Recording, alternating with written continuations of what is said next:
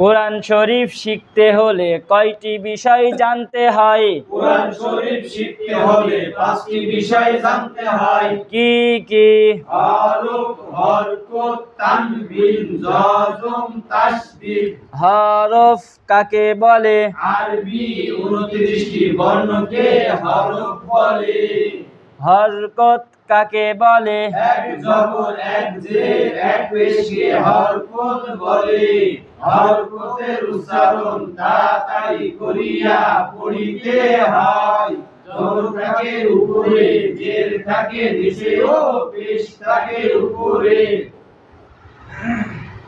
তানউইন কাকে বলে? দুই জবর, দুই জের, দুই পেশকে তানবিন বলে।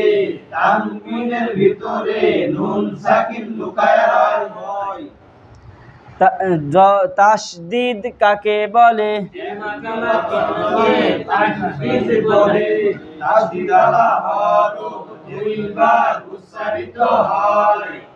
আমার কানহার ডান পাশে হরফের সাথে দ্বিতীয়বার কানহার সাথে উচ্চারিত হয়।